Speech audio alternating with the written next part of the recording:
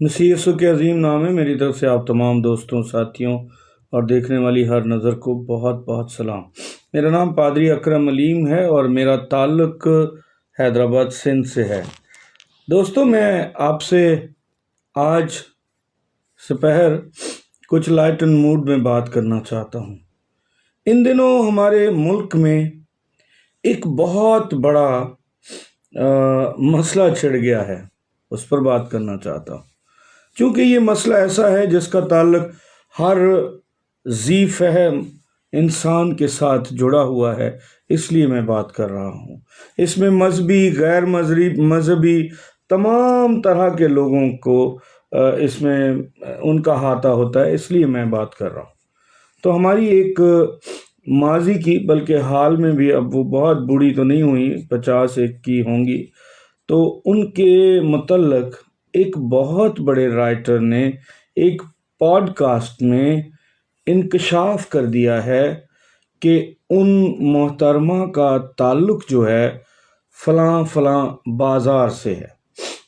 آپ سمجھ گئے ہیں سارا معاملہ جو پاکستان میں فلمی دنیا کے لوگوں کا جس بازار سے تعلق جڑتا ہے، میں اسی بازار کی بات کر رہا ہوں۔ تو وہ محترمہ کے متعلق ایک بہت بڑے رائٹر کی میں بات کر رہا ہوں، جس نے بہت فلمیں لکھی ہیں ہمارے ملک میں۔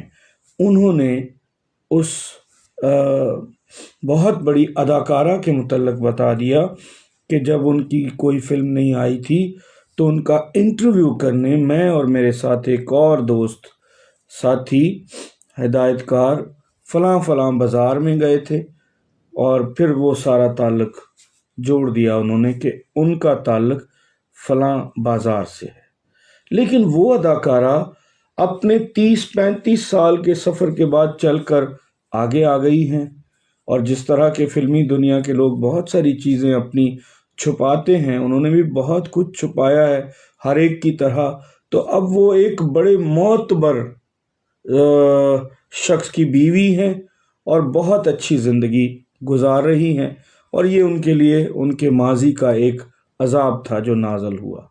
ہماری زندگی میں ہم سب کا ماضی ہے، میرا بھی اور آپ کا بھی ماضی ہے، لیکن ہم جب اس ماضی کی کہانیاں بن رہے ہوتے ہیں یا بنا رہے ہوتے ہیں، تب ہم احتیاط نہیں کرتے۔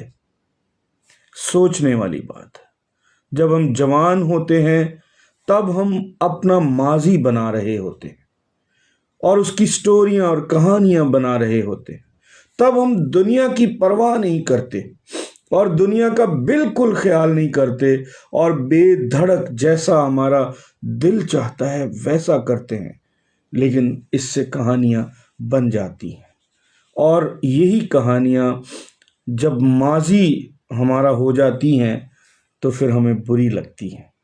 یہ اچھی بات ہے، اور بائبل میں بھی لکھا ہے کہ ہم دوسروں کے گناہوں کو نہ اچھالیں، کیونکہ ہم سب کا کوئی نہ کوئی ماضی یا اطیت ہوتا ہے۔ اس لیے ہم انسان ہوتے ہوئے سبھی اپنا ماضی رکھتے ہیں، تو کیوں ہم دوسروں کے لیے برے لفظ کہتے ہیں جبکہ ہمارا اپنا بھی کوئی نہ کوئی ماضی ہوتا ہے۔ تو میں ان لوگوں کو جو اب اپنا ماضی بنا رہے ہیں ایک نصیحت کرنا چاہتا ہوں۔ ہمارے پاس تو یہ موقع نہیں ہے، ہم تو اپنے 50 سالہ 49 سالہ زندگی گزار آئے ہیں، ہمارا ماضی بن چکا ہے، اسے بدل نہیں سکتے، لیکن اس سے صرف نظر کر سکتے ہیں۔ جو لڑکیاں لڑکے آج 15 سے 20 سال کے ہیں، وہ اپنا ماضی طے کر رہے ہیں، وہ اپنا ماضی بنا رہے ہیں، تو ذرا احتیاط کریں۔ ایسی کہانیاں آپ کی زندگی کی نہ بنے کہ جب آپ کسی منزل پر ہوں، کسی مقام پر ہوں، تو کوئی ایک شخص، دیوانگی کی بات ہے نا، کہ کوئی ایک دیوانہ کہہ دے، حالانکہ بہت سارے لوگ جھوٹ بھی اس میں شامل کرتے ہیں۔ ماضی کے قصے اور کہانیاں جو ہوتی ہیں، ان میں جھوٹ کی ملاوٹ کے بغیر دلچسپی پیدا نہیں ہوتی، لیکن کچھ نہ کچھ حقیقت ہوتا ہے جو ہم بن رہے ہوتے ہیں۔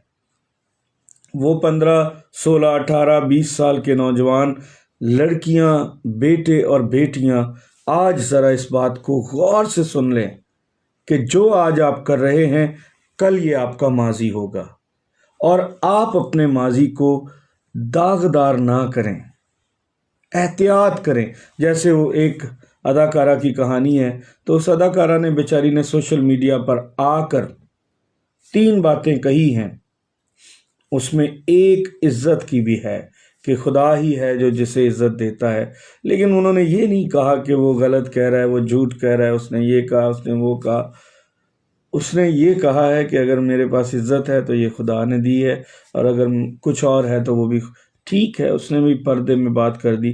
میرے خیال سے اس رائٹر کو یہ بات نہیں کرنی چاہیے، لیکن یہ دنیا تو دیوانوں سے بھری ہوئی ہے، کوئی نہ کوئی دیوانہ میرے اور آپ کے ماضی کی بھی بات کر سکتا ہے، اس لیے وہ 20 سال کے نوجوان بیٹے اور بیٹیاں اپنے ماضی کو داغدار ہونے سے بچائیں۔ اس کے لیے کچھ اشعار میں آپ کے لیے کہنا چاہتا ہوں، ایک غزل کے ہیں اور ایک شاعر کا شاعر ہے۔ یاد ماضی عذاب ہے یارب، یاد ماضی عذاب ہے یارب، چھین لے مجھ سے حافظہ میرا۔ یعنی وہ جب ہم ماضی ہمارے ساتھ جڑ جاتا ہے تو ہم اسے عذاب سمجھتے ہیں نا، جیسے اس محترمہ نے سمجھا، لیکن یاد کریں جب ہم جوانی میں ہم یہ کہانیاں بن رہے ہوتے ہیں اور تب اگر کچھ احتیاط کر لیں تو بڑے صدمے سے بچ سکتے ہیں۔ دوسری بات، کہا ہے کہ ہم اس دنیا میں آتے ہیں، کہا جاتا ہے تو سبھی کسی نہ کسی طرح سے کسی نہ کسی قصے کہانیوں میں انوالو ہو جاتا ہے، لیکن وائز کون کسی کو کرے؟ کوئی کسی کی سنتا نہیں ہے۔ اس کے لیے میں 2-3 اشعار ایک غزل کے آپ کو پیش کر رہا ہوں۔ چونکہ میں پڑھنے پڑھانے والا شخص ہوں تو میں بہت کچھ پڑھتا ہوں، لٹریچر پڑھتا ہوں، تاریخ پڑھتا ہوں، ادب پڑھتا ہوں اور شاعری بھی پڑھتا ہوں، تو یہ شاعری کوئی ایسی معیوب نہیں ہے کہ جو میں آپ کے سامنے پڑھ نہیں سکتا۔ اس کا پہلا مصرع ہے، غم کا خزانہ تیرا بھی ہے میرا بھی ہے۔ اس کا مطلب یہ ہے، یہ نذرانہ تیرا بھی ہے میرا بھی ہے۔ اس کا مطلب یہ ہے کہ ماضی تیرا بھی ہے اور میرا بھی ہے۔ پھر آگے کہتا ہے شہر میں گلیوں گلیوں جس کا چرچا ہے، شہر میں گلیوں گلیوں جس کا چرچا ہے، وہ افسانہ تیرا بھی ہے میرا بھی ہے۔ یہاں شاعر یہ بتانا چاہ رہا ہے کہ ماضی کے جو افسانے ہیں وہ بھی سب کے ہوتے ہیں۔ اور پھر آخر میں وہ کہنا چاہتا ہے کہ میں خانے کی بات نہ کر وائز مجھ سے، میں خانے کی بات نہ کر وائز مجھ سے، آنا جانا تیرا بھی ہے میرا بھی۔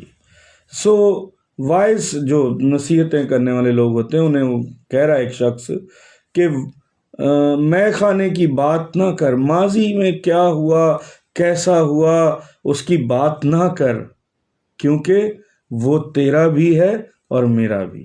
اس لیے ہمیں احتیاط کرنا چاہیے، اور ایک صاحب نے احتیاط نہیں کی جس کی وجہ سے یہ دکھ جھیلنا پڑا، لیکن جو اپنا ماضی اس وقت بن رہے ہیں وہ اسے بہتر کر سکتے ہیں۔